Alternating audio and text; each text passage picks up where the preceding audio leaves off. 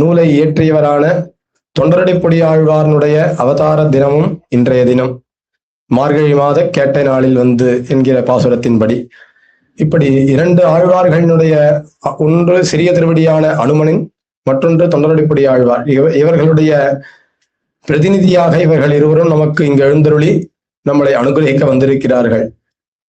அனுமன் நவவியாக்கரண பண்டிதன், சொல்லின் செல்வன். அனுமாருடைய வச்சனத்துக்கு ஈடு இணையே கிடையாது.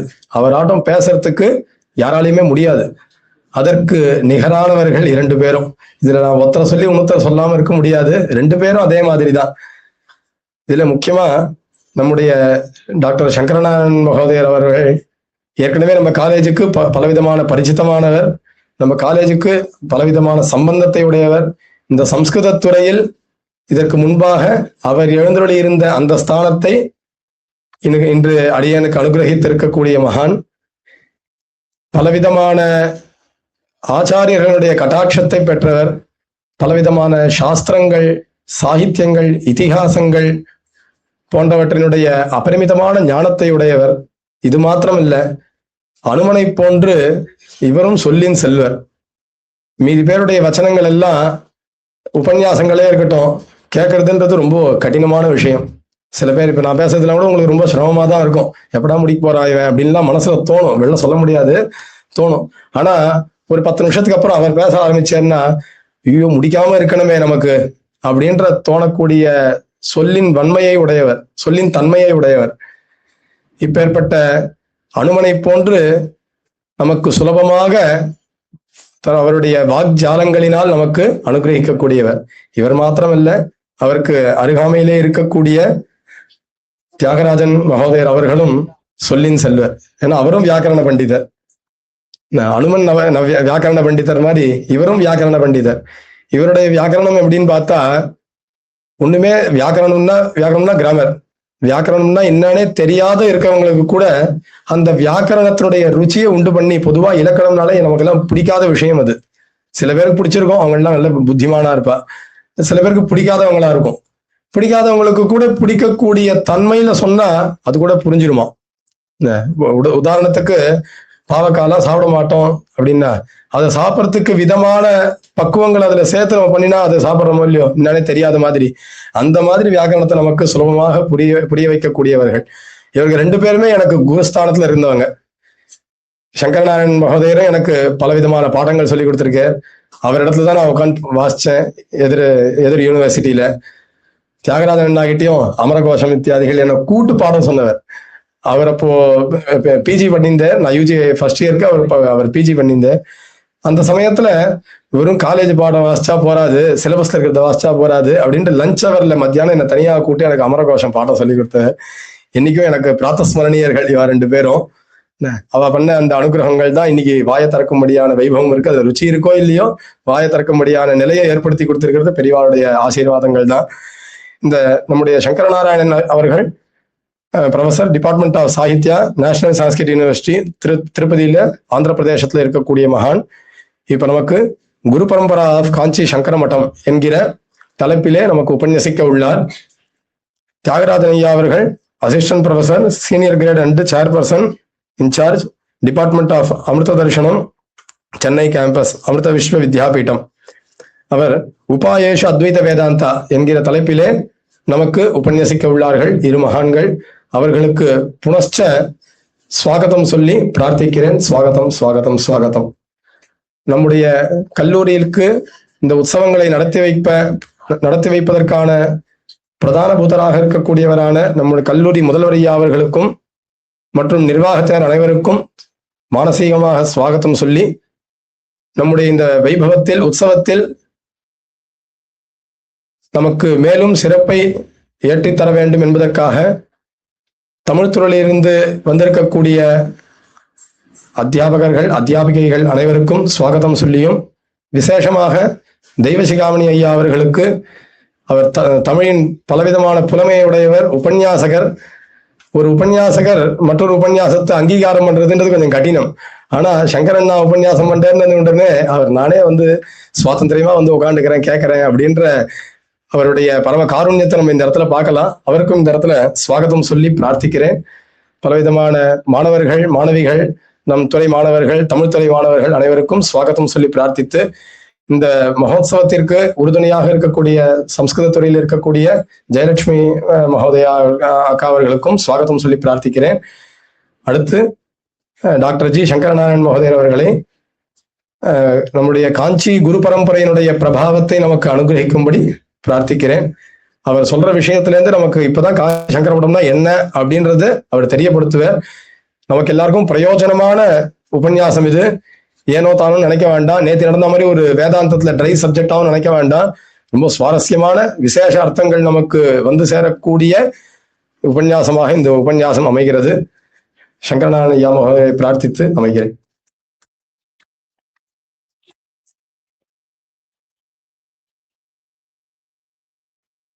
सदाशिवसमारम्भां शङ्कराचार्यमध्यमाम् अस्मदाचार्यपर्यन्तां वन्दे गुरुपरम्परां. समरविजयकोटि साधकानन्दधाटि मृदुगुणपरिपेटि मुख्यकादम्बवाटि मुनिनुतपरिपाटि मोहिताजाण्डकोटि परमशिववधूटि पातु मां कामकोटि. அனைவருக்கும் வணக்கம். இப்பொழுது ஒரு அத்வைத வேதாந்தத்தின் நிலைக்களனாக திகழக்கூடிய ஒரு மடத்தினுடைய வரலாற்றை பற்றி பார்க்க இருக்கிறோம். வேதாந்தம் சித்தாந்தம் என்றெல்லாம் பெயர்களை கேட்டிருக்கிறோம். அதில் என்ன இருக்கிறது என்பதை பற்றி தெரிந்து கொள்வதற்கு ஆவலம் இல்லை. இந்த மதங்கள் எதற்காக ஏற்பட்டன என்று நமக்கு ஒரு கேள்வி நேரிடுகிறது.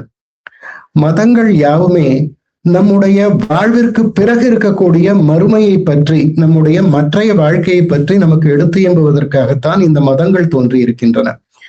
வெறும் கண்கூடாக பார்க்கின்ற வாழ்க்கை மட்டும்தான் வாழ்க்கை என்று எண்ணிக்கொண்டிருக்கிற வகையிலே நமக்கு மற்றவற்றை பற்றிய சிந்தனை ஓடுவதில்லை. நமக்கு கண்கூடாக தெரிகின்ற அறிவியல் பெரிதாக தெரிகிறது, அறிவியலின் கண்டுபிடிப்புகள் மிக பெரிதாக தெரிகின்றன. ஆயின் அந்த அறிவியலையும் கடந்து ஏதோ ஒரு பொருள் இருக்கிறது என்கின்ற பொருளை பற்றி நாம் தெரிந்து கொள்வதற்கு நமக்கு ஒரு வயதிற்கு பிறகுதான் நாட்டம் பிறக்கிறது. அதற்கு முன்பு நமக்கு நாட்டம் தோன்றுவதில்லை. ஆனால் அறிவியல் கூற வருகின்ற அந்த பொருட்களை எல்லாம் தொகுத்து பார்த்தோமானால் அது இப்பொழுதே விளக்க முடியாத ஏதோ ஒரு பொருள் இருக்கிறது என்பதை புரிந்து கொள்ள முடிகிறது. ஐன்ஸ்டைன் அவர்கள் ரிலேட்டிவிட்டி தியரி என்கின்ற ஒன்றை கண்டுபிடித்தார். அதற்கு பிறகு வந்தவர்கள் அதனுடைய குவாண்டம் பிசிக்ஸ் என்பதாக, குவாண்டமாக, போட்டானாக நம்முடைய துகள்கள் எல்லாம் இருக்கின்றன என்று கண்டுபிடித்தார்கள்.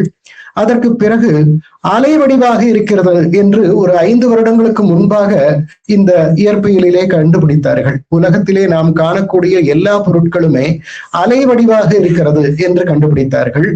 இப்பொழுது மிக சமீபமாக எல்லாமே ஒரு பொருளுடைய தோற்றம் இருப்பது ஒரே ஒரு பொருள்தான் என்கின்ற முடிவுக்கு வந்திருக்கிறார்கள்.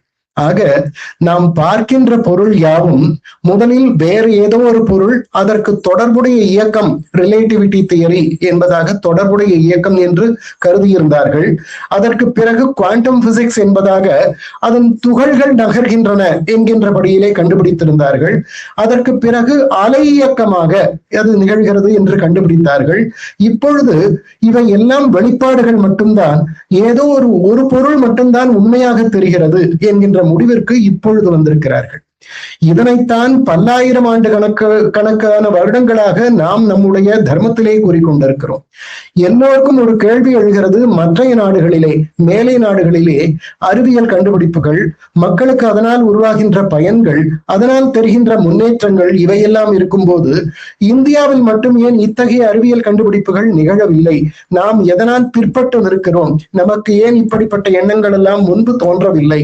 ஓரளவிற்கு ஏதோ ஆயுர்வேதம் அல்லது மற்றைய துறைகளிலே ஓரளவுக்கு முன்னேற்றம் தெரிந்தாலும் கூட மேலை நாட்டினர் கண்டுபிடித்த அளவுக்கு நமக்கு எந்த விதமான கண்டுபிடிப்புகளும் நேரவில்லை என்கின்ற கேள்வி நமக்கு முன்னே நிற்கிறது. அதற்கு முக்கியமான காரணம் என்ன என்று கேட்டால், புறத்தை பற்றி ஆய்வு செய்யாமல் அகத்தை பற்றி ஆய்வு செய்தவர்கள் நம்மளுடைய முன்னோர்கள். ஆகவே உள்ளே இருக்கக்கூடிய பொருள் எப்படிப்பட்டது, இந்த உலகம் எப்படிப்பட்டது, அதில் ஊடுருவி இருக்கக்கூடிய பொருள் பரம்பொருள் எப்படிப்பட்டது என்கின்ற ஆராய்ச்சியிலே இப்பொழுது அவர்கள் வந்திருக்கிற முடிவுக்கு ஏறத்தாழ 3000 வருடங்களுக்கு முன்பே இந்த முடிவுகளை எல்லாம் நமக்கு எடுத்து எம்பியவர்கள் நம்முடைய முன்னோர்கள். ஆகவேதான் அவர்கள் கண்டுபிடித்த அத்தகைய அறிவியல் முன்னேற்றங்கள் இல்லாமல் ஆன்மீக முன்னேற்றத்திலே அவர்கள் எட்டி பார்க்க முடியாத தொலைவிலே நாம் முன்னேறி இருந்தோம். இதுதான் உண்மையான வரலாறு, இந்தியாவின் உண்மையான வரலாறு. அவர்கள் கண்ட முன்னேற்றம் என்பது வேதத்திலே எல்லாம் இருக்கிறது என்றால், இப்பொழுது கூறுவதை போல வேதத்திலே இந்த மின்சாரம் இருக்கிறது, வேதத்திலே அது இருக்கிறது, இது இருக்கிறது என்பது உண்மை அல்ல. நம்முடைய அகத்திலே என்ன இருக்கிறது, பரம்பொருளான புறப்பொருள் எப்படி இருக்கிறது, அதனுடைய தன்மை என்ன என்பதை விளக்குவதற்கு உள்ளார்ந்த யோகத்திலே ஆழ்ந்து அதனுடைய உண்மைகளை எல்லாம், அதனுடைய பொருண்மைகளை எல்லாம் வெளிப்படுத்தியவர்கள் நம்முடைய முன்னோர்கள். அந்த துறையிலே இப்பொழுதுதான் அறிவியல் அதன் தொடர்புடைய ஒரு நிலையாக வந்து கொண்டிருக்கிறது. இன்னமும் கூட முழுமையாக கண்டுபிடிக்கவே இல்லை. அந்த ஒரு பரம்பொருள் எல்லாவற்றிலும் இருக்கக்கூடிய அந்த காட்ஸ் பார்ட்டிகிள் என்று இயற்பியல் கூறக்கூடிய அந்த பொருள் என்ன என்பதை இன்று வரை அவர்கள் சொல்ல முடியவில்லை. அது இப்படி புற ஆராய்ச்சியினாலே கிடைக்க முடியாதது, அக ஆராய்ச்சியினாலே கிடைக்கக்கூடியது என்று நம்முடைய முன்னோர்கள் உணர்ந்ததனால் நம்முடைய ஆன்மீக முன்னேற்றத்தை அவர்கள் முன்னெடுத்தினார்கள். ஆகவேதான் இத்துணை வேதங்கள், இத்துணை உபனிஷதங்கள், அதன் தொடர்பான எத்துணையோ சித்தாந்தங்கள் நமக்கு இன்று வரை நீடித்து கிடைத்திருக்கின்றன. உலக வரலாற்றில் எல்லாம் நீங்கள் எடுத்து பார்த்தால், எகிப்தாகட்டும், சீனமாகட்டும், அல்லது மெசபடோமியா ஆகட்டும், எங்கு எடுத்து பார்த்தாலும் அவர்களுடைய பழைய நாகரிகம் என்பது ஒரு 2000 வருடங்களுக்கு முன்பாக முற்றிலும் ஒழிந்து போன ஒன்றாக இருக்கிறது.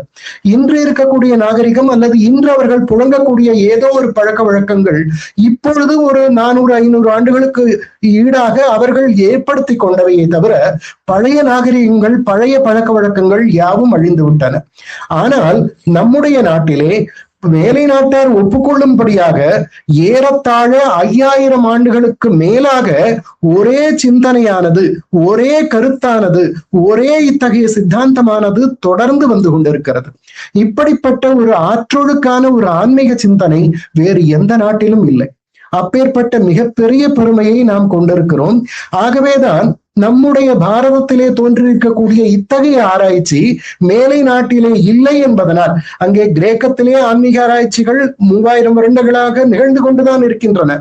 மேலும் மற்றைய தர்மங்கள், அதாவது மற்றைய மதங்கள் என்று நாம் கருதக்கூடிய கிறிஸ்தவமாகட்டும் அல்லது இஸ்லாம் மதமாகட்டும், அவற்றிலும் கூட இத்தகைய தத்துவங்கள் இருக்கின்றன. ஆயினும் கூட உள்ளார்ந்த ஒரு பரம்பொருளை நாம் உணரக்கூடிய நிலையை பாரதியர்கள், நம்முடைய நாட்டு மக்கள், நம்முடைய முன்னோர்கள், நம்முடைய முனிவர்களும் நம்முடைய ஆச்சாரிய பெருமக்களும் எடுத்து எம்பியபடி வேறு எவருமே எடுத்து எம்பவில்லை என்பதுதான் நாம் கண்கூடாக காண்கின்ற உண்மை. இப்படிப்பட்ட இந்த தத்துவங்களிலேயும் கூட உள்ளார்ந்த பொருளோடு இந்தியா முழுமையும் வியாபித்திருந்த மதங்கள் எவை எவை என்று நாம் எடுத்து பார்க்கும் போது அதிலே அத்வைத வேதாந்தத்திற்கு என்று மிக தனியான ஒரு இடம் இருக்கிறது. இப்பொழுது இயற்பியலிலே எப்படியெல்லாம் மாறி வருகிறது என்பதை பார்த்தோம். ஏதோ ஒரே ஒரு பொருள்தான் இருக்கிறது, அதனுடைய தோற்றப்பாடுதான் இத்தகைய உலகமாக, இத்தகைய பொருட்களாக நமக்கு தெரிய வருகிறது என்று இயற்பியல் இன்று கூறும் இதே கருப்பொருளை உபனிஷதங்களிலேயும் அதனை தொடர்ந்து வந்த அத்வைத வேதாந்தத்திலேயும் அப்பொழுது முதல் ஆச்சாரிய பெருமக்கள் நமக்கு எடுத்து எம்பியிருக்கிறார்கள். இருப்பது ஒரே ஒரு பரம்பொருள் தான். மாயையினாலே அதனுடைய தோற்றப்பாட்டை நாம் இந்த உலகமாக, மற்றைய பொருட்களாக பார்த்து கொண்டிருக்கிறோம் என்பதுதான் அத்வைத வேதாந்தத்தினுடைய ஆணிவேர். இந்த கருத்து தான் இப்பொழுது இயற்பியலுக்கு மிக அணித்தாக இருக்கிறது. ரிலேட்டிவிட்டி தியரியை ஐன்ஸ்டீன் அவர்கள் கண்டுபிடித்த போது நம்முடைய காஞ்சி பரமாச்சாரியார் அவர்கள் அதனை பற்றி ஒரு கருத்தை திருவாய் மொழிந்தருளினார்கள். அதாவது ரிலேட்டிவிட்டி என்பது என்ன என்றால், ஏதோ ஒரு பொருள் நிலையாக இருக்கிறது, அதற்கு அணித்தாக மற்றொன்று அதனை தொடர்ந்து அதனை சார்ந்து இயங்கிக் கொண்டிருக்கிறது என்பதுதான் ரிலேட்டிவிட்டி தியரி. அந்த மூலப்பொருளை இத்தகைய ஆராய்ச்சி செய்து கண்டுபிடிப்பது என்பது நடக்காத காரியம். அந்த மூலப்பொருள் என்ன என்று அறிவியல் எப்பொழுது கண்டுபிடிக்குமோ அப்பொழுது அவர்கள் ஆன்மீகவாதிகளாக மாறி இருப்பார்கள். இத்தகைய அனுஷ்டானம் மூலமாக நம்முடைய பழக்க வழக்கங்கள், நம்முடைய தவங்கள், நம்முடைய ஆன்மீக ஈடுபாடு மூலமாக அதனை அறிந்து கொள்ள முடியுமே தவிர ஆராய்ச்சி கூடங்களிலே அந்த பொருள் என்ன என்பதை கண்டுபிடிக்கவே முடியாது என்று திருவாய் மலர்ந்திருந்தார்கள். அது 100% உண்மை என்பதை இப்பொழுது தொடர்ந்து வரும் ஆய்வுகள் அவர்கள் கூறி ஏறத்தாழ 80 வருடங்களுக்கு மேலாகிவிட்டன. அதற்கு பிறகு குவாண்டம் பிசிக்ஸ் என்று வந்தது, அதற்கு பிறகு அலை இயக்கம் என்று வந்தது. இப்பொழுதுதான் அது ஒரே பொருள்தான், அதற்கு ரிலேட்டிவாக, அதற்கு சார்புடையதாக இயக்கம் எல்லாம் இல்லை, அந்த ஒரு பொருளின் தோற்றப்பாடுதான் இவையெல்லாம் என்கின்ற உண்மையை இப்பொழுது மிக சமீபமாக 2 வருடங்களுக்கு முன்பாக இயற்பியல் அறிஞர்கள் ஒப்புக்கொண்டிருக்கிறார்கள். ஆக அறிவியல் இந்த துறைக்கு வந்து சேர்வதற்கு, இந்த புள்ளிக்கு அது பயணப்பட்டு வந்து சேர்வதற்கு இன்னும் எத்துணை நூற்றாண்டு எடுத்துக்கொள்ளுமோ நமக்கு தெரியாது. ஆனால் நம்முடைய ஆன்மீக ஆராய்ச்சி இந்த உண்மைகளை எல்லாம், இந்த பொருண்மைகளை எல்லாம் பல நூற்றாண்டுகள், பல்லாயிரம் வருடங்களுக்கு முன்பாகவே நமக்கு எடுத்து எம்பியிருக்கிறது. ஏகமேவ அத்விதீயம் என்று நம்முடைய வேதங்களும் உபனிஷதங்களும் நமக்கு கூறுகின்றன. ஒரே ஒரு பொருள்தான் இருக்கிறது, இரண்டாவது பொருளே இல்லை என்று நம்முடைய வேதங்களும் உபனிஷதங்களும் கூறுவதைத்தான் இப்பொழுது நமக்கு அத்வைத வேதாந்தமும் கூறியிருக்கிறது. மற்ற சித்தாந்தங்களும் அதனை வேறு நிலையில் நின்று கூறுகின்றன. இப்படிப்பட்ட சித்தாந்தங்கள் நம்முடைய நாட்டிலே தான் தோன்றியிருக்கின்றன. இப்படிப்பட்ட சித்தாந்தங்கள் இருந்த போது இதற்கு புறம்பான சில சித்தாந்தங்களும், அதாவது பௌத்தம், ஜைனம் மாதிரிய தர்மங்களும் கூட தோன்றி இருந்தன. அவற்றிற்கும் நம்முடைய வேதங்களை சார்ந்த சித்தாந்தங்களுக்கும் சிற்சில வேறுபாடுகள் இருந்தன. காரணம், எவரவருக்கு எந்தெந்த நிலையிலே எதனை சேர்க்க வேண்டும் என்பதிலே மற்ற சித்தாந்தங்களிலே பெரிய குழப்பங்கள் நிலவின. இப்பொழுது துறவரம் எவர் ஏற்க முடியும்? துறவரத்தை கொண்டு பரம்பொருளை தேடுவது எவரால் முடியும்? அல்லது சாதாரண நிலையிலிருந்து அந்த ஆன்மீக ஆராய்ச்சியிலே எவரால் ஈடுபட முடியும் என்கின்ற அந்த நிலைப்படியான படித்தரமான ஒரு வாழ்க்கையை நமக்கு நம்முடைய தர்மம் கூறியிருந்தது.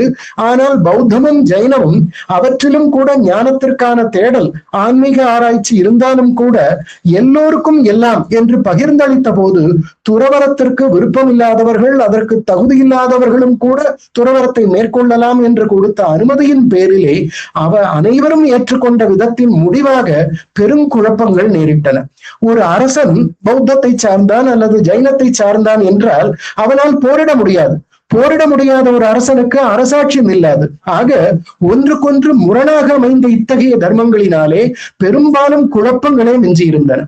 இப்படி குழப்பங்கள் மிஞ்சியிருந்த நிலையிலே மீண்டும் வைதிக அறத்தை, பழைய அறத்தை மீண்டும் நிலைநிறுத்துவதற்காக பல்வேறு ஆச்சாரிய பெருமக்கள் தோன்றினார்கள். அப்படி தோன்றிய ஆச்சாரிய பெருமக்களிலே மிக பழமையான ஆச்சாரிய பரம்பரையை கொண்டது அத்வைத வேதாந்த பரம்பரை. காரணம் என்ன என்று கேட்டால், 4 திக்கிலிருந்தும் 4 ஆச்சாரியர்கள் ஒரே நேரத்திலே தோன்றி அத்வைத வேதாந்தத்தை மீண்டும் நிலைநிறுத்தி அருளினார்கள். வடக்கிலிருந்து, உஜ்ஜயினுக்கும் வடக்கிலிருந்து பர்த்ருஹரி என்பவர் தோன்றி அத்வைத கருத்தை சப்த பிரம்மமாக அவர் முன்வைத்தார். கிழக்கிலிருந்து கௌடபாதாச்சாரியர்கள் அத்வைத வேதாந்தத்தை நிலைநிறுத்தினார். மேற்கிலிருந்து நர்மதா நதிக்கரையிலே கோவிந்த பகவத் பாதர்கள் அத்வைத வேதாந்தத்தை நிலைநிறுத்தினார். தெற்கிலிருந்து, நம்முடைய பண்டைய தமிழகமான சேர நாட்டிலிருந்து ஆதிசங்கர பகவத் பாதர்கள் தோன்றி அவர் அத்வைத வேதாந்தத்தை நிலைநிறுத்தி அதனை அனைவரும் ஏற்றுக்கொள்ளும்படி செய்து நாடெங்கும் பரப்பினார். இப்படி ஒரே நேரத்திலே 4 திசையிலிருந்தும் 4 ஆச்சாரியர்கள் தோன்றி அந்த சித்தாந்தத்தை, பழைய சித்தாந்தத்தை மீட்டெடுத்து பௌத்தர்களுடைய கேள்விகள், ஜைனர்களுடைய கேள்விகள், மற்ற சித்தாந்த கேள்விகளை எல்லாம் புறம் தள்ளி இந்த அத்வைத வேதாந்தத்தை நிலைநிறுத்திய இந்த 4 ஆச்சாரியர்கள் பாரதம் முழுமையும் 4 திசைகளிலிருந்தும் தோன்றி நிலைநிறுத்தினார்கள். அதிலே நம்முடைய பண்டைய தமிழகத்தைச் சேர்ந்த ஆதிசங்கர பகவத் பாதர்கள் அவர்கள் நிலைநிறுத்தியதை போல் வேறு எவரும் நிலைநிறுத்தியதில்லை. இன்று எந்த தர்மமானாலும், எந்த சித்தாந்தமானாலும் நாம் இப்பொழுது அதனை பின்பற்றி கொண்டிருக்கிறோம் என்றால் அதற்கு காரணம் ஆதிசங்கர பகவத் பாதர்கள் மீண்டும் வைதிக தர்மத்தை நிலைநிறுத்தியதுதான் காரணம். அதற்கு பிறகு அவரவர்கள் சித்தாந்தங்கள் அவரவர்கள் தனியாக பிரித்து கொண்டார்கள். இதற்கெல்லாம் ஆதாரம் என்ன இருக்கிறது?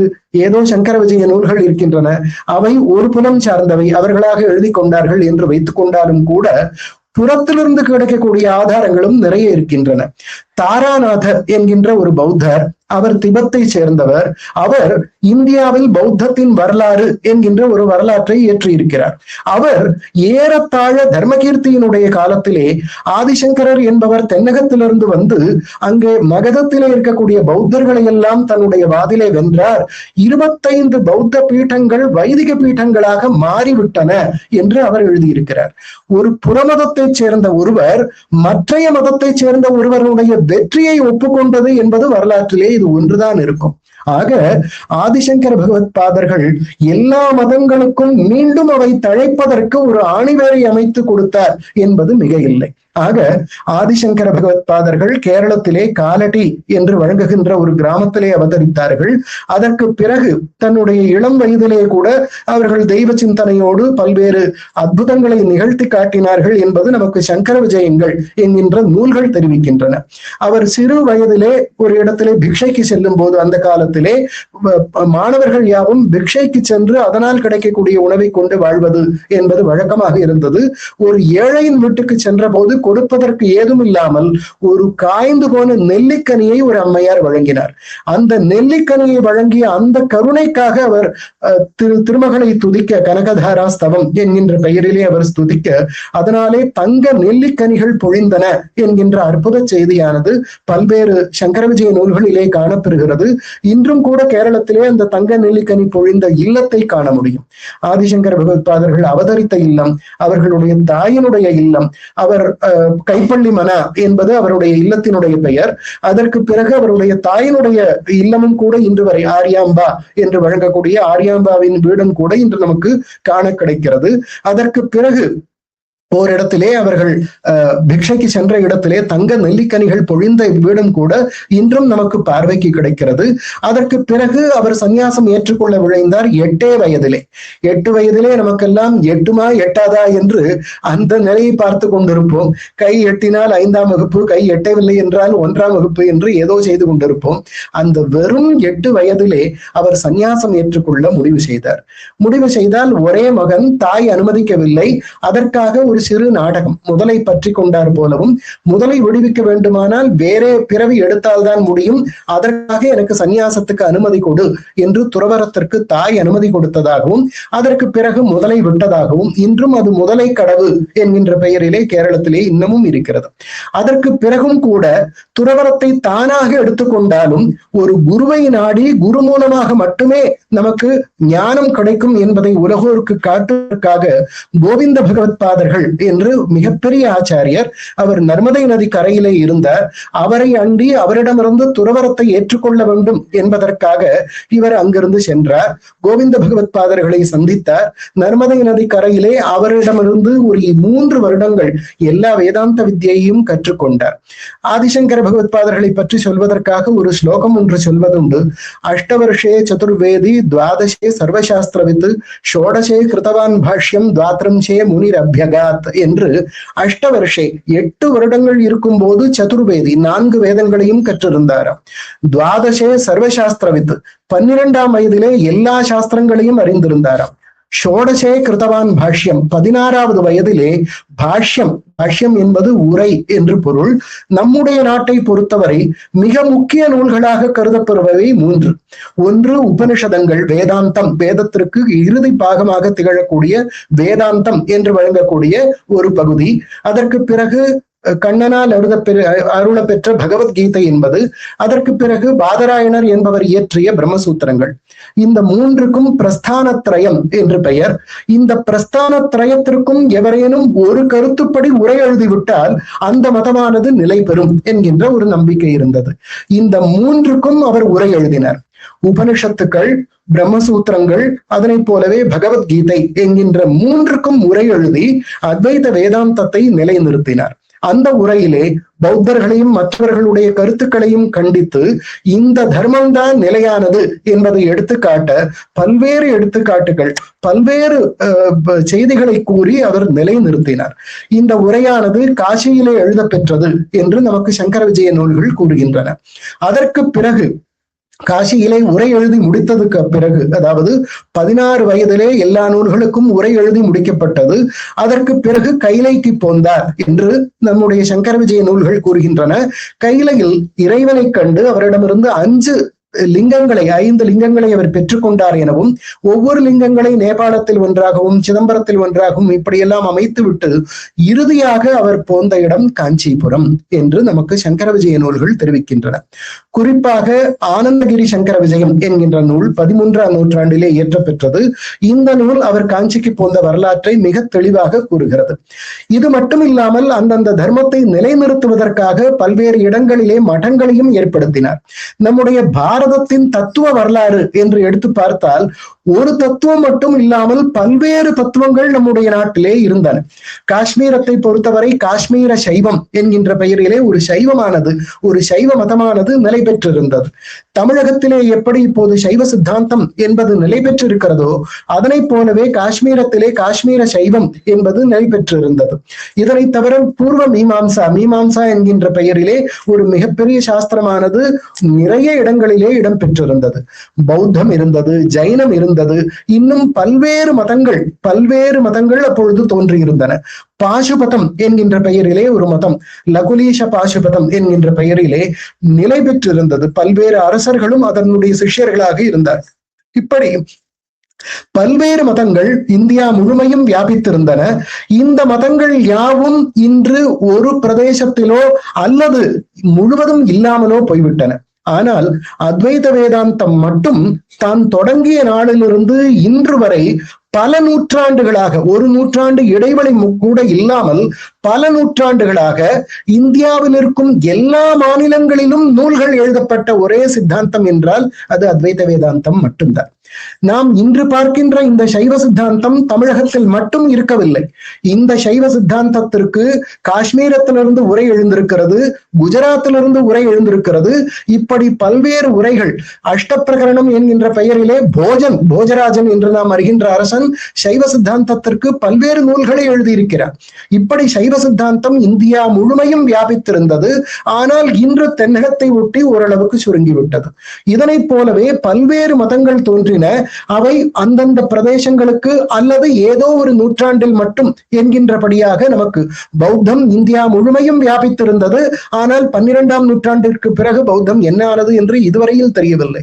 இலங்கையில் செழித்திருக்கிறது, மற்ற ஊர்களிலே செழித்திருக்கிறது, சீனத்தில் கூட இருக்கிறது, ஜப்பானில் இருக்கிறது, தமிழகத்தில் இல்லை, இந்தியாவில் எங்கும் இல்லை. அப்படிப்பட்ட நிலையிலே பௌத்தம், ஜைனம் அங்கொன்றும் இங்கொன்றுமாக ஏதோ காண கிடைக்கிறதை தவிர முழுவதுமாக ஒரு தொடர்புடைய மதமாக இல்லை. அத்வைத வேதாந்தம் மட்டும் அது ஆதிசங்கர பகவத்பாதர்கள் தொடங்கிய நாளிலிருந்து இன்று வரை, நேற்று கூட ஒரு நூல் வெளியாகி இருக்கிறது. காஷ்மீரத்திலிருந்து கன்னியாகுமரி வரை, குஜராத்திலிருந்து வங்கதேசம் வரை தொடர்ந்து எல்லா நூற்றாண்டுகளிலும் எல்லா இடங்களிலும் நூல்கள் வரைய பெற்ற ஒரே சித்தாந்தம் என்ற பெருமை பெற்றது அத்வைத வேதாந்தம் மட்டும்தான். அப்படிப்பட்ட அத்வைத வேதாந்தத்தை நிலைநிறுத்தி இன்றும் கூட உங்களுக்கு அனைவருக்கும் இப்பொழுது ஆர்டிபிஷியல் இன்டெலிஜென்ஸ் பற்றி தெரியும். சாட் ஜிபிடி பற்றி எல்லோரும் அறிந்திருப்பீர்கள். சாட் ஜிபிடியில் இந்தியாவில் இருக்கக்கூடிய அறிஞர்கள் சொல்வதையெல்லாம் விடுங்கள், மேனாட்டு அறிஞர்கள் கூறியிருப்பதையெல்லாம் சாட் ஜிபிடியிலே போட்டு பாருங்கள். உலகத்தில் இருக்கக்கூடிய எல்லா தத்துவங்களையும் வரிசைப்படுத்தி அதில் மிகவும் நுண்ணியதாக, எல்லா கருத்துக்களையும் உள்ளடக்கியதாக, எல்லா விதத்திலும் பரிபூர்ணத்துவம் பெற்றதாக இருக்கக்கூடிய மதங்களை எல்லாம், ஒரு தத்துவங்களை எல்லாம் வரிசைப்படுத்தி காட்டு என்று கேட்டால் சாட் ஜிபிடி முதலிடத்திலே அத்வைத வேதாந்தத்தை தருகிறது. இரண்டாவது மூன்றாவது இடங்களிலே மற்ற மதங்களை, பௌத்தம், ஜைனம் மற்றும் தாவோயிசம் முதலிய உலக மதங்களை எல்லாம் தருகிறது. முதல் இடத்திலே அத்வைத வேதாந்தத்தை தான் தருகிறது. இப்படி ஒரு முழுக்க பூர்ணத்துவம் பெற்ற மதமாக, எல்லா கேள்விகளுக்கும் பதில் கூறக்கூடிய மதமாக, எல்லாருக்கும் ஒரு ஞான பரவழியை காட்டுகின்ற மதமாக திகழ்வது அத்வைத வேதாந்தம். இந்த அத்வைத வேதாந்தத்தினுடைய சாரத்தை அனைவரும் அறிந்து கொள்ள வேண்டும், இதனுடைய பரம்பரையானது தொடர்ந்து வர வேண்டும் என்பதற்காக ஆதிசங்கர பகவத்பாதர்கள் 4 திசைகளிலே 4 மடங்களை உண்டாக்கினார்கள். அவர்களுக்கு 4 சீடர்கள் இருந்தார்கள். அவருக்கு அந்த 4 சீடர்களை கொண்டும் அங்க வடக்கே ஜோதிஷ் பீட்டம் என்கின்ற பெயரிலே, ஜோதிர் மடம் என்கின்ற பெயரிலே, ஊர் பெயரே அதுதான், பத்ரி நாராயணருக்கு அணித்தாக அங்கே ஒரு மட்டத்தை ஏற்படுத்தினார்கள். அதனை போலவே துவாரகையில் ஒரு மட்டத்தை ஏற்படுத்தினார்கள். அதனை போலவே புரி என்று, ஜெகநாத புரி என்று வழங்கக்கூடிய ஒடிசாவில் இருக்கக்கூடிய புரியில் ஒரு மட்டத்தை ஏற்படுத்தினார்கள். ஸ்ருங்கேரியில் ஒரு மட்டத்தை ஏற்படுத்தினார்கள். இறுதியாக காஞ்சிக்கு வந்து தானே ஒரு மடத்தில் அமர்ந்து அந்த மடத்தை வழி வழியாக தொடர்ந்து வரும்படி செய்தார்கள் என்பது நமக்கு சங்கர விஜய நூல்கள் தருகின்ற செய்தி. அந்த மடத்திற்கு சர்வஜ்ஞ பீட்டம் என்கின்ற பெயர் ஏற்பட்டது என்று சில நூல்களிலிருந்து நமக்கு அறிய கிடக்கிறது. காரணம், அப்பொழுது எல்லாம் தெரிந்த ஒருவர் சர்வஜனாக முடியும் என்கின்ற ஒரு நிலை இருந்தபோது எல்லா அறிஞர்களையும் வாதில் வென்றவனுக்கே சர்வஜன், தமிழிலே வால் அறிவன் என்று சொல்வது வழக்கம், எல்லாம் அறிந்தவன் என்கின்ற பொருள். அப்படிப்பட்ட ஒரு சொல்தான் சர்வஜன் என்பது. அந்த சர்வஜன் என்கின்ற சொல்லை அடைய வேண்டுமானால் எல்லோரையும் வாதில் வெல்ல வேண்டும். அப்படி எல்லோரையும் வாதில் வென்று காஞ்சியிலே சர்வஜ பீடம் ஏறினார் என்பது நமக்கு பல்வேறு சங்கர விஜய நூல்களிலிருந்து கிடைக்கக்கூடியது. அந்த சர்வஜ பீடமானது காஞ்சி காமகோட்டி பீடம் என்கின்ற பெயரிலே வாழையடி வாழையாக ஆச்சாரிய ஆவலியோடு ஆச்சாரியர்களுடைய பரம்பரையில் இன்று வரை நமக்கு நீடித்து வருகிறது. அவருக்கு பிறகு தோன்றிய எத்துணையோ ஆச்சாரியர்கள் பாரதத்தின் முழுமையிலும் இருந்து வந்தவர்கள். ஆந்திர மாநிலத்திலிருந்து, கர்நாடக மாநிலத்திலிருந்து, வடக்கிருந்து பல்வேறு ஆச்சாரியர்கள் இந்த காஞ்சி காமகோட்டி பீடத்திலே அருளாட்சி செய்து அத்வைத வேதாந்தத்தையும் தர்மத்தையும் நமக்கு வழங்கி அருளினார்கள். இன்று வரை இந்த ஆச்சாரிய பரம்பரையானது வாழையடி வாழையாக தொடர்ந்து வந்து கொண்டிருக்கிறது. இந்த பரம்பரையிலே முதலாவது ஆச்சாரியராக சுரேஸ்வராச்சாரியா என்பவர் நியமிக்க பெற்றார் என்று நமக்கு நம்முடைய மட்டத்தினுடைய பரம்பரையை கூறும் செய்திகள் கூறுகின்றன. இப்படிப்பட்ட நூல்கள் 3 நூல்கள் நமக்கு கிடைத்திருக்கின்றன. ஒன்று குரு ரத்ன மாலிகா என்கின்ற ஒரு நூல். இந்த நூல் சதாசிவ பிரம்மேந்திரரால் இயற்றப்பெற்றது என்று கருதப்பெறுகிறது. இதற்கு சுஷமா என்கின்ற ஒரு வியாக்கியானம், ஒரு கருத்துரை ஒன்று அமைந்திருக்கிறது. இது போக குரு ரத்ன மாலிகா என்கின்ற இந்த நூலை தவிரவும் மற்றைய நூல் ஒன்று புண்ணிய ஸ்லோக மஞ்சரி என்கின்ற பெயரினாலே எழுந்திருக்கிறது. இதுவும் ஆச்சாரியர்களுடைய வரிசை, காஞ்சி காமகோட்டி பீடத்தில் எழுந்தருளி இருந்த ஆச்சாரியர்களுடைய வரிசையை தருகிறது. இதற்கு பிறகு பரிசிஷ்டம், அதனோடு சேர்க்கை, பிற்சேர்க்கை என்கின்ற பெயரிலே அதற்கு பிறகு தோன்றிய ஆச்சாரியர்களுடைய பெயர்களும் தரப்பெற்றிருக்கின்றன. இவை அனைத்தையும் தவிர சுதர்சன மகாதேவேந்திர சரஸ்வதி என்கின்ற பெயரிலே நம்முடைய காஞ்சி பரமாச்சாரியர்களுக்கு 2 பரம்பரை முன்னாடி இருந்த ஆச்சாரியர் காஞ்சி காமகோட்டி பீட நாமமாலா என்கின்ற பெயரிலே ஒரு நூலை செய்திருக்கிறார். அதிலும் காஞ்சி காமகோட்டி பீடத்தின் ஆச்சாரியர்களுடைய பெயரானது இடம்பெற்றிருக்கிறது. இதிலே முதலில் சுரேஸ்வராச்சாரியர் என்பவர் எழுந்தருளி இருந்தார். அவர் காஞ்சி மற்றும் ஸ்ருங்கேரிக்கு 2 மட்டங்களுக்கும் மேற்பார்வையாளராக எழுந்தருளி இருந்தார் என்று நூல்கள் கூறுகின்றன. அதற்கு பிறகு சர்வஜாத்மா என்கின்ற பெயரிலே ஒரு ஆச்சாரியர் எழுந்தருளி இருந்தார். இந்த சர்வஜாத்மர் என்பவர் தாமிரபரணி தீரத்திலே திருநெல்வேலியிலே பிறந்தவர் என்றும் 7 வயதிலே ஆதிசங்கரருடன் வாது செய்வதற்காக காஞ்சிபுரத்திற்கு வந்தார் என்று குரு பரம்பரை நூல்கள் கூறுகின்றன. இங்கு வந்து அவரோடு வாதிலே ஈடுபட்டு வாதிலே தோற்ற பிறகு துறவரம் ஏற்றுக்கொண்டு 2வது ஆச்சாரியராக இலங்கினார் என்று நம்முடைய குரு பரம்பரை நூல்கள் கூறுகின்றன. அந்த சர்வஜாத்மேந்திர சரஸ்வதி காஞ்சி காமகோட்டி பீடத்திலே எழுந்தருளி இருக்கக்கூடிய எல்லா ஆச்சாரிய பெருமக்களுக்கும் இந்திர சரஸ்வதி என்று இறுதியிலே இடம்பெறக்கூடிய விருது பெயரானது இடம்பெறும்.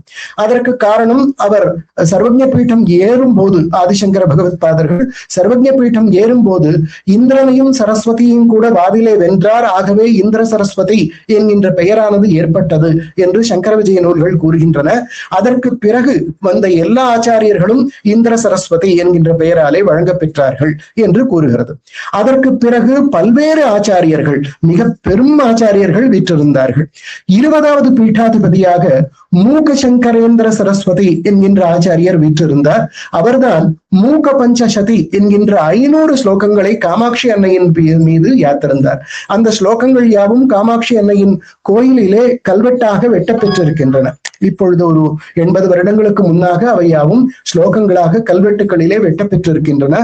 அந்த 500 ஸ்லோகங்கள் செய்து மூகசங்கரேந்திர சரஸ்வதி என்பவர் 20வது பீட்டாதிபதியாக வீற்றிருந்தார். அதற்கு பிறகு உஜ்வலேந்திர சரஸ்வதி என்கின்ற ஒரு மிகப்பெரிய ஆச்சாரியர், அவர் காஷ்மீர் வரையிலே சென்று ஜைனத்தையும் மற்ற மதங்களையும் வாதிலே தோற்கடித்தவர் என்று குரு பரம்பரை நூல்கள் நமக்கு கூறுகின்றன. அதற்கு பிறகு அபினவசங்கரர் என்கின்ற பெயரிலே ஒரு ஆச்சாரியர் நம்முடைய காஞ்சி காமகோட்டி பீட்டத்திலே வீற்றிருந்தார்.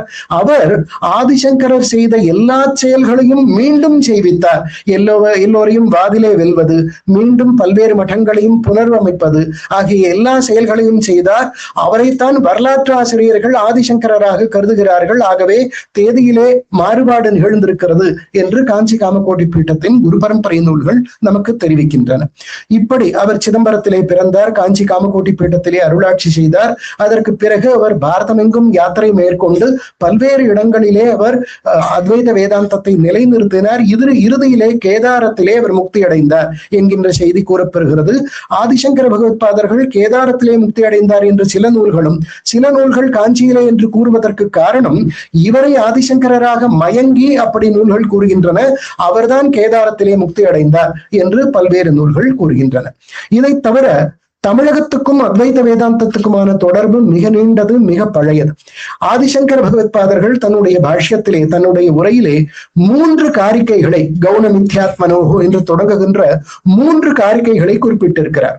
இந்த 3 காரிக்கைகளும் சுந்தர பாண்டியன் என்கின்ற அரசனாலே எழுத பெற்றவை என்று பின்பு வருகின்ற ஆச்சாரியர்கள் அனைவரும் குறிப்பிட்டிருக்கிறார்கள்.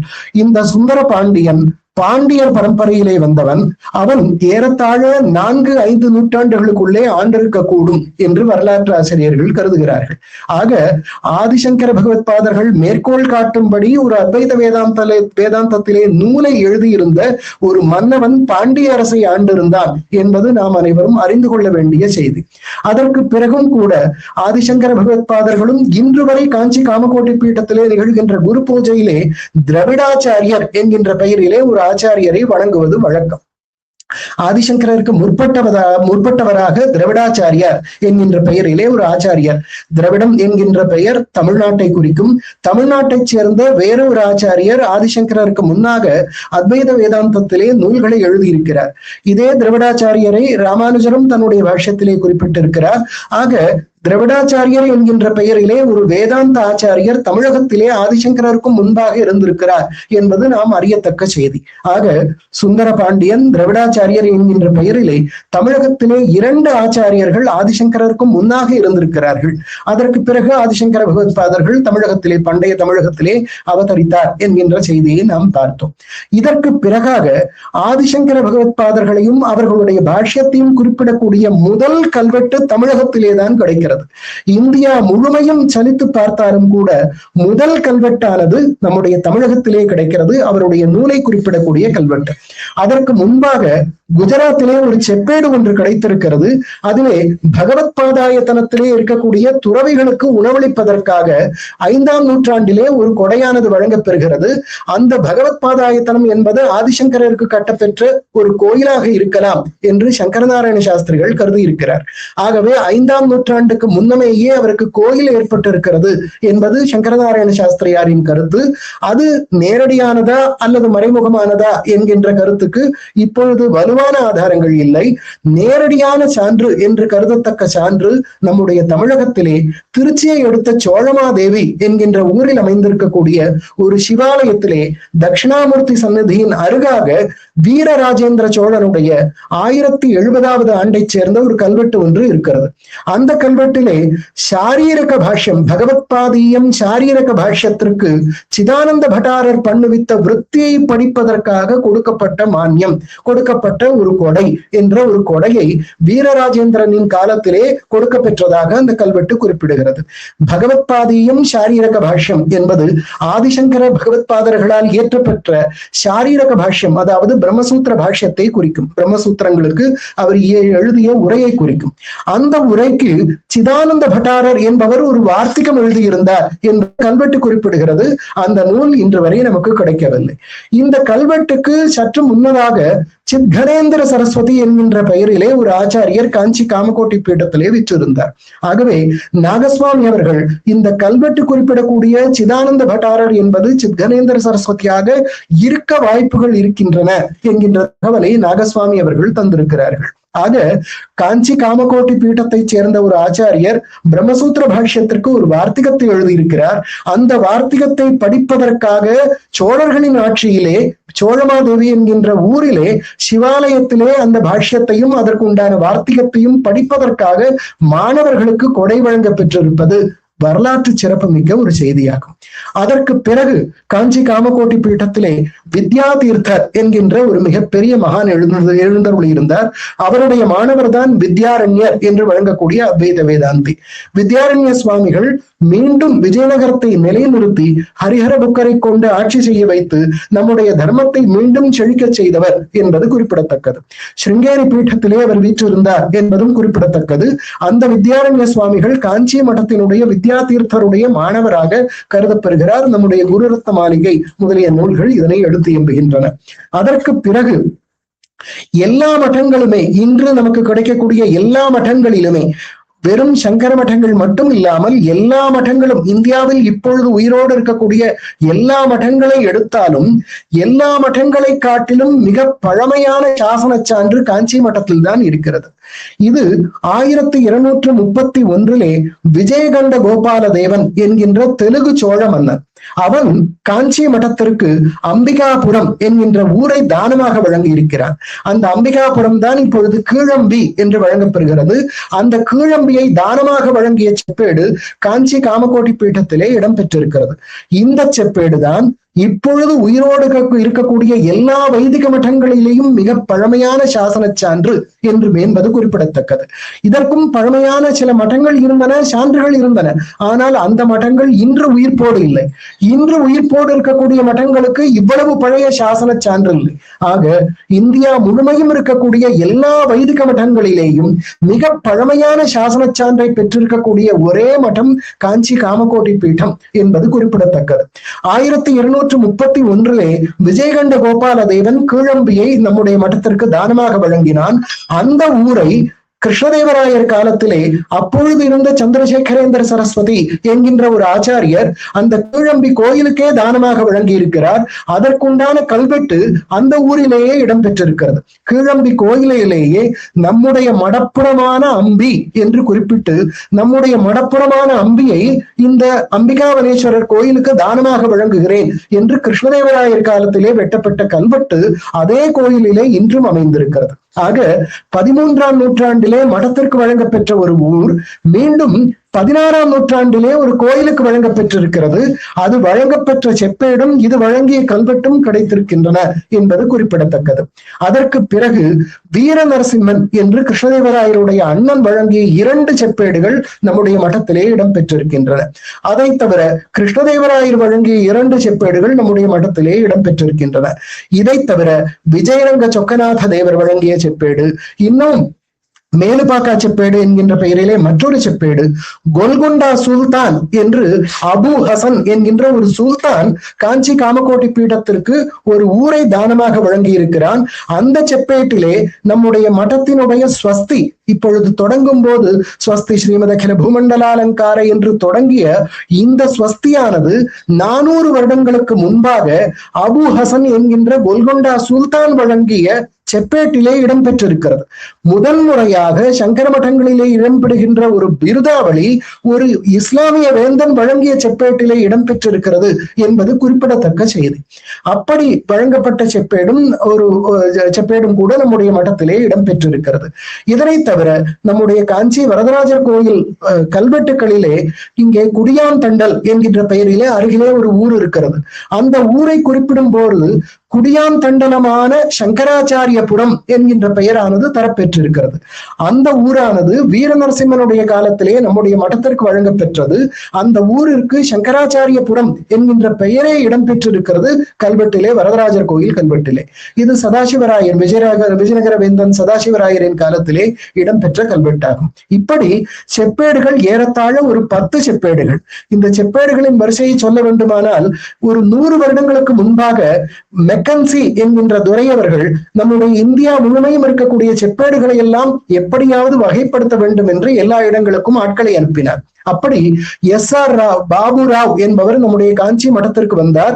அவர் வரும்போது 120 செப்பேடுகளை தான் பார்த்ததாக அவர் எழுதியிருக்கிறார். ஆனால் நம்முடைய மகாசுவாமிகள் பட்டத்திற்கு வந்தபோது வெறும் 10 செப்பேடுகள், அதுவும் 9.5 செப்பேடுகள் தான் கிடைத்தன. அரை செப்பேடை குளிக்கின்ற இடத்திலே சொருகி வைத்திருந்தார்கள். இப்படி 10 செப்பேடுகள் நம்முடைய காஞ்சி மடத்திலே காண கிடைக்கின்றன. அந்த முழுமையான செப்பேடுகள் கிடைத்திருந்தால் முழு வரலாறும் நமக்கு வரலாற்று பூர்வமாகவே நமக்கு கிடைத்திருக்கும். அவை யாவும் இன்று நமக்கு கிடைக்கவில்லை. வெறும் 10 செப்பேடுகள் மட்டுமே நமக்கு காண கிடைக்கின்றன. அதற்கு பிறகு பல்வேறு ஆச்சாரியர்கள் இந்த காஞ்சி பரம்பரையிலே தோன்றி இருக்கிறார்கள். மிகவும் குறிப்பிடத்தக்க ஒரு ஆச்சாரியர் என்றால் பரமசிவேந்திர சரஸ்வதிகள் என்ற பெயரிலே மிகப்பெரிய ஆச்சாரியர் ஒருத்தர் இருந்தார். அவர் சிவகீதைக்கு ஒரு உரை எழுதியிருக்கிறார். திருவெண்காட்டு ஆச்சாரியர் என்று கூறப்பெறுவது. அவருக்கு சிஷ்யராக இருந்தவர் தான் சதாசிவ பிரம்மேந்திரர் என்பவர். அவரை பீட்டத்திலே இருத்தியதாகவும் அவர் ஜீவன் முக்தராக இருந்தபடியினாலே பூஜைகள் கூட செய்ய முடியாமல் போனதால், அதாவது தானும் பிரம்மமும் ஒன்று என்கின்ற அந்த ஒரு இறுதி நிலை அவருக்கு முன்பே ஏற்பட்டதனால் அவரால் பூஜைகள் கூட செய்ய இயலாமல் போனதனால் அவரை அவருடைய வழியிலே விட்டுவிட்டு பிறகு ஆத்மபோதேந்திர சரஸ்வதி என்பவரை பரமசிவேந்திர சரஸ்வதிகள் தேர்ந்தெடுத்தார்கள் என்று குரு பரம்பரை நூல்கள் நமக்கு கூறுகின்றன. அந்த ஆத்மபோதேந்திர சரஸ்வதி கீர்வாணேந்திர சரஸ்வதி என்கின்ற பெயரிலே அறிய பெற்றார். அவரைத்தான் நீலகண்ட தீட்சிதர் தன்னுடைய குருவாக தன்னுடைய நூலிலே குறிப்பிட்டிருக்கிறார். அதற்கு பிறகு பகவத் நாம போதேந்திர சரஸ்வதி என்கின்ற பெயரிலே ஒரு மிகப்பெரிய ஆச்சாரியர் இருந்தார். அவருடைய சமாதிதான் நமக்கு கோவிந்தபுரத்திலே, காவேரி நதி தீரத்திலே கோவிந்தபுரத்திலே நமக்கு காண கிடைக்கிறது. அவர் புரி ஜெகநாதரை சென்று தொழுது அங்கு செய்த ஸ்தோத்திரங்கள், அயோத்தியாவிற்கு சென்று ஸ்ரீராமரை தொழுத ஸ்தோத்திரங்கள் யாவும் நமக்கு காண கிடைக்கின்றன. அவர் ஸ்ரீராம கருணாமிர்தம் என்கின்ற பெயரிலே ராமனை பற்றி மிக நீண்ட ஒரு காப்பியம் ஒன்றை எழுதியிருக்கிறார். அது போக பகவன் நாம ரசோதயம், பகவன் நாமாமிருத சந்திரிகா முதலிய நூல்களை எழுதி பகவானின் நாமத்தை சொல்வது எப்பேற்பட்ட நமக்கு முக்தியை தரும் என்கின்ற நிலைகளை எல்லாம் அவர் எடுத்து சொல்லி இருக்கிறார். அதற்கு பிறகு பல ஆச்சாரியர்கள் இந்த பீட்டத்திலே விற்றிருந்தார்கள். அதற்கு பிறகு நடமாடும் தெய்வம் என்று நானிலத்தார் தொழுகின்ற நம்முடைய மகா சுவாமிகள் நம்முடைய காஞ்சி காமக்கோட்டை பீட்டத்தினுடைய 68வது பீட்டாதிபதிகளாக விற்றிருந்தார். அவரை பற்றி சொல்ல வேண்டுமானால் வேலிநாதன் அவர்கள் என்னிடம் சொன்னது, இந்த உலகத்திற்கு ஒரே சூரியன், ஒரே சந்திரன், ஒரே ஒரு பெரியவர் மட்டும்தான் என்று என்னிடத்திலே கூறினார். அதனை போல இதற்கு முன்பும் அத்தகைய தபஸ்விகள் இருந்தாரோ இல்லையோ நாம் அறிந்திலே. இதற்கு பின்பு வருவார்களோ என்னவோ நமக்கு தெரியாது. நாம் கண்கண்ட தெய்வமாக நமக்கு இங்கே நடமாடியவர் நம்முடைய மகா சுவாமிகள் அவர்கள்தான் என்பது நினைவிலே கொள்ளத்தக்கது. அவருடைய ஆசீர்வாதத்தின் பேருதான் இந்த கல்லூரியானது 1993 தொடங்கப்பட்டது. இங்கே இருக்கக்கூடிய விருத்த விநாயகர் அவர் ஆசீர்வதித்து கொடுத்தது. இப்படிப்பட்ட மிக பெரிய நீண்ட பரம்பரையிலே அதற்கு பிறகு ஜெயேந்திர சரஸ்வதி சுவாமிகள் அருளாட்சி செய்தார்கள். அவர்கள் இந்தியா முழுமையும் பல்வேறு கைங்கரியங்களை செய்திருக்கிறார், பல்வேறு சேவைகளை செய்திருக்கிறார். நீங்கள் அஸ்ஸாம் முதலிய இடங்களுக்கு சென்று பார்த்தால் தெரியும், அங்கே ஏழைகளுக்கெல்லாம் மருத்துவ வசதிகள், எல்லோருக்கும் தேவையான பல்வேறு வசதிகளையும் செய்து கொடுத்த ஒரே ஒரு பீட்டம் காஞ்சி காமக்கோட்டை பீட்டம் என்பது தெரிய வரும். ஒடிஷா, அஸ்ஸாம் முதலிய மிகவும் பிற்பட்ட பகுதிகளுக்கெல்லாம் ஜெயேந்திர சரஸ்வதி சுவாமிகள் அவர்கள் செய்த சேவை என்பது மிகவும் மகத்தானது. எடுத்து சொல்வதற்கு நாட்கள் போராது. ஆனாலும் கூட அத்தகைய ஒரு அரிய சேவைகளை ஜெயேந்திர சரஸ்வதி சுவாமிகள் அவர்கள் செய்திருக்கிறார்கள். இன்று நான் உயிரோடு இருப்பதற்கு காரணமும் அவர்கள்தான் என்பது குறிப்பிடத்தக்கது. அதற்கு பிறகு சங்கர விஜயேந்திர சரஸ்வதி சுவாமிகள் இன்று வரை அருளாட்சி செய்து வந்திருக்கிறார்கள் 70வது பீட்டாதிபதியாக. அதற்கு பிறகு 71வது பீட்டாதிபதியாக சத்ய சந்திரசேகரேந்திர சரஸ்வதி என்கின்ற பெயரிலே புது ஆச்சாரியரை காணுகின்ற மிகப்பெரிய வாய்ப்பானது நமக்கு இன்று வாய்த்திருக்கிறது. அதாவது குரு பரம்பரை ஓரான் வழி என்று குறிப்பிடப்பெறுகின்ற இந்த குரு பரம்பரையானது மிகச் சிறப்பானது. அதாவது நமக்கு எப்பொழுது ஞான தேடல் நிகழ்கிறதோ, ஆன்மீகத்திலே எப்பொழுது நாட்டம் வருகிறதோ, அப்பொழுதுதான் எவராவது கிடைப்பார்களா, ஏதாவது நூல் கிடைக்குமா என்கின்ற ஆவல் தோன்றும். அதுவரை எல்லாம் ஏதோ கதை, ஏதோ வேதாந்தம் என்கிற நிலையிலேதான் நாம் அனைவரும் தெரிந்து கொண்டிருப்போம். அப்பொழுது தேடும் போது நமக்கு ஆள் கிடைக்காது, தேடுகின்ற குரு நமக்கு கிடைக்காது. இப்படி வழி வழியாக வருகின்ற குரு பரம்பரையை ஏதோ ஒரு விதத்தில் சார்ந்திருந்தால் அப்பொழுது நமக்கு ஞான தேடலுக்கு ஒரு நன்றாக வெளிச்சம் கிடைக்கும் என்பதனால்தான் சங்கர பகவத் பாதர்கள் இத்தகைய குருபீட்டங்களை ஏற்படுத்தி தந்திருக்கிறார்கள். அந்த குருபீட்டங்களும் கூட வாழையடி வாழையாக இன்று வரை அருளாட்சி செய்து நமக்கு அருளை வாரி வழங்குகின்றன. இவற்றின் பெருமையெல்லாம் இன்று உங்களுக்கு புலப்படாமல் இருக்கலாம். இன்று ஏதோ கதையாக தோன்றலாம், இன்று ஏதோ இது தேவையில்லாத விஷயமாக தோன்றலாம். ஒரு வயது வரும், அப்பொழுது அசை போடுவதற்கு நாள் வரும், அப்பொழுது இதனுடைய பெருமை உங்களுக்கு புரியும். அப்போதைக்கு இப்போதே சொல்லி வைத்தேன் என்று இப்போது என்னால் முடிந்ததை சொல்லி வைத்திருக்கிறேன். அசை போடுகின்ற நாள்களிலே இந்த பெருமைகளை எல்லாம் எண்ணி பாருங்கள். இந்த குருபீட்டம் எப்படிப்பட்டது, அதனை சார்ந்த கல்லூரியிலே நாம் படித்திருக்கிறோம் என்கின்ற பெருமைகள் எல்லாம் உங்களுக்கு தெரிய வரும். அந்த ஞான தேடல் வருகின்ற நாளிலே இந்த நிலைகளை எல்லாம் நிலைத்து பார்த்து அப்பொழுது இந்த குருபீட்டத்தின் முழு பெருமையும் அறிந்து கொண்டு நீங்கள் சார்ந்தால் உங்களுக்கும் அந்த ஞான தேடலுக்கு உண்டான வெளிச்சம் கிடைக்கும் என்று கூறிக்கொண்டு எல்லாம் அல்ல பரம்பொருளையும் காஞ்சி காமகோட்டி பீட்டத்தில் எழுந்தருளி நம்மை அருளாட்சி செய்து கொண்டிருக்கிற சங்கராச்சாரிய சுவாமிகளின் திருவடி இணைகளுக்கும் என்னுடைய எண்ணற்ற வணக்கங்களை தெரிவித்துக் கொண்டு விடைபெறுகிறேன். நன்றி.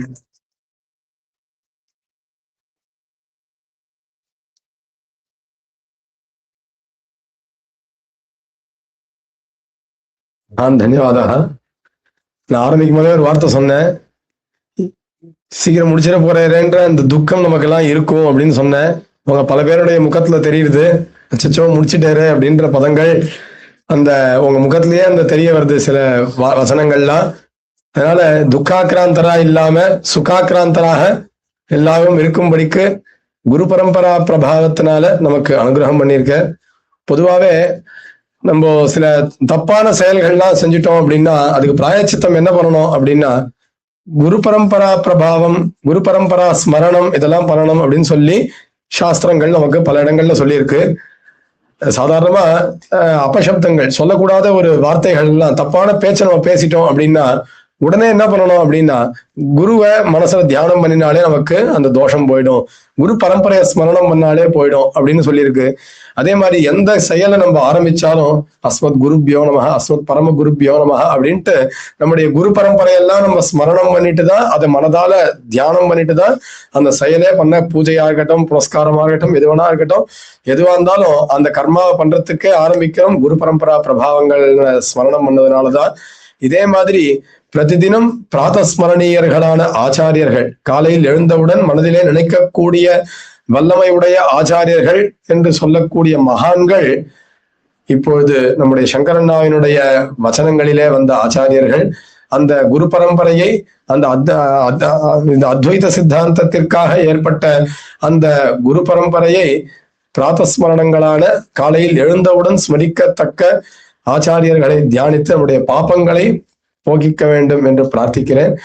இப்போது நமக்கு இவ்வளவு நேரம் நமக்கு உபன்யசித்த சங்கரநாராயணன் அவர்களுக்கு மகான் தன்யவாதங்களை தெரிவித்துக் கொள்கிறேன். அடுத்து இந்த குரு பரம்பரையிலிருந்து நமக்கு ஏற்படக்கூடிய விஷயம் என்ன அப்படின்னு பார்த்தா சித்தாந்தம். குரு பரம்பரையில் இருக்கக்கூடிய ஆச்சாரியர்கள் நமக்கு அனுகிரகித்த விஷயம் சித்தாந்தம். அந்த சித்தாந்தம் அத்வைதமான சித்தாந்தம். அந்த அத்வைத சித்தாந்தத்தில் பல ஆச்சாரியர்களுடைய பெருமைகளை சொன்னார். அந்த அத்வைத சித்தாந்தத்தில் இருக்கக்கூடிய விஷயங்கள் என்ன அப்படின்னு பார்த்தா நேத்தி நம்ம உபன்யாசத்துல பார்த்த விஷயமான மகா வாக்கியம் தத்துவமசி. இது ரொம்ப இன்ட்ரெஸ்டா மாணவர்கள்லாம் கவனிச்சா அந்த தத்துவமசிய. நான் கூட நினைச்சேன் ரொம்ப வேதாந்தமான விஷயம், யாருக்குமே அது பிடிபடாத விஷயம், இதை போய் நம்ம பசங்களுக்கு வச்சிருக்கமே, சரி அந்த பலன் அனுகிரகமா போய் சேரட்டும்னு நினைச்சேன். ஆனா பசங்க மொத்த பேரும் அதை நோட்ஸ் எழுதிக்கிறது, அதுல இவ்வளவு விஷயம் இருக்கு அப்படின்ற ஸ்மரணம் பண்றது, யோசிக்கிறதுன்ற அந்த தத்துவமசி வாக்கியத்தை ரொம்ப இன்ட்ரெஸ்டா கவனிச்சேன் அந்த செஷனை. அடுத்தது சங்கர பாஷ்ய ரகசியம். இந்த சங்கர மட்டத்தினுடைய ஆச்சாரியர்களான சங்கராச்சாரியர்கள், ஆதிசங்கரர் அவ எழுதின பாஷ்யம், அந்த பிரஸ்தானத்ரயம்னு அண்ணா ஆரம்பிக்கும் போது சொன்னேன். அந்த கீதா பாஷ்யம், உபனிஷத் பாஷ்யம், சாங்கர பாஷ்யம், இந்த எல்லாம் மூணுத்தையும் சேர்த்து இந்த பிரஸ்தானத்திரம், இந்த பாஷ்யங்கள்ல ஆதிசங்கரர் சொன்ன ரகசியார்த்தங்கள்லாம் என்ன அப்படின்றதையும் நேத்தி உமாபதி சார் சொல்லி அந்த விஷயங்கள்ல நம்ம ஆழங்காட்பட்டு அனுபவித்தோம் நேற்றைய தினத்தில். சரி, அடுத்தது இந்த குரு பரம்பரையில் இருக்கக்கூடிய ஆச்சாரியர்கள் நமக்கு என்ன விஷயம் சொன்னா அப்படின்னா உபாயேஷ அத்வைத வேதாந்தா. இந்த அத்வைத வேதாந்தத்தினுடைய உபாயங்கள் என்ன, இதனுடைய வழிமுறைகள் எல்லாம் என்ன, என்னென்ன வழிகள்லாம் அதுல இருக்கு, எப்படி நம்ம அந்த அத்வைத வேதாந்தத்தை அடையலாம், எந்தெந்த மார்க்கங்கள் இருக்கு அதுக்கு அப்படின்னு. வரும் பொதுவா ஒரு வேதாந்தம்னு சொல்லிட்டா அதுக்கு பேர் மட்டும்தானா, அதுல உள்ள விஷயங்கள்லாம் இல்லையான்னா அதனுடைய விஸ்தாரமா இருக்கக்கூடிய உபன்யாசத்தில் அந்திம சத்திரமான கடைசி சத்திரமாக இருக்கக்கூடியது உபாயேஷ அத்வைத வேதாந்தா என்கிற சத்திரம். அதற்கு தியாகராஜன் ஐயா அவர்களை பிரார்த்திக்கிறேன். அதற்கு முன்பாக மாணவர்கள் அனைவருக்கும் ஒரு விராமம், 10 நிமிஷ விராமம். அந்த விராமத்தில் சாயபானம் இருக்கிறது, அதை ஸ்வீகரித்து அந்த சாயபானத்துடன் முடிவு கொண்டு மறுபடியும் இந்த ஆஸ்தானத்திற்கு வரும்படி அனைத்து மாணவர் செல்வங்களுக்கும் பிரார்த்திக்கிறேன்.